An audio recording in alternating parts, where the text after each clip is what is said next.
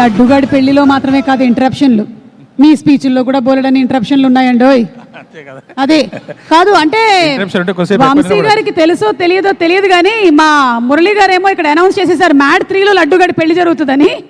సరే, ఆయన కొత్త కథ ఒకటి రాసుకున్నారు ఇక్కడ. చెప్పండి మురళి గారు. చెప్పండి మేడం. అబ్బాయిలు ఏంటి బాగా ఇబ్బంది పెట్టినట్టున్నారు? అబ్బాయిలు బాగా ఇబ్బంది పెట్టినట్టున్నారు. చాలా. మరి ఏం చేయకపోయారు? చేశాను. అవునా? చూస్తారుగా. ఏం చేశారు? అదే చేశాను.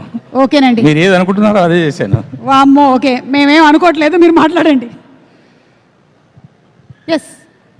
అందరికీ నమస్కారం. చాలా సంతోషంగా ఉంది.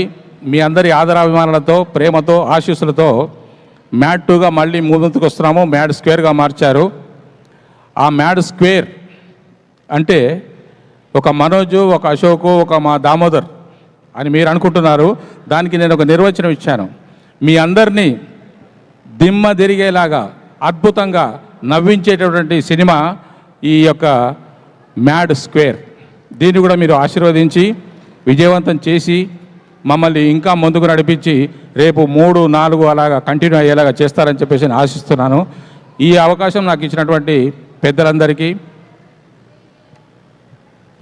నాగ చైతన్య గారికి నమస్కారాలు. Thank you. మురళి గారు, స్వీట్ పెట్టి పేరు చెప్పండి. అంటే అక్కడ కింద కూర్చున్న వాళ్ళు ఎవరో ఒకళ్ళకి స్వీట్ పెట్టి వాళ్ళ పేరు చెప్పండి. లేదంటే ఇప్పుడు చెప్పండి ఎవరికి పెట్టబోతున్నారో స్వీట్. నేను మీకే పెడదాం అనుకుంటాను. అంటే నేను ఎప్పటి నుంచో అనుకుంటున్నాను మీకు స్వీట్ తినిపించాలని. ఈ సందర్భం ఇలా వచ్చింది కదా. పెట్టండి, స్వీట్ పెట్టి పేరు చెప్పండి. Soan papdi. Soan papdi. Thank you so much అండి. Thank you.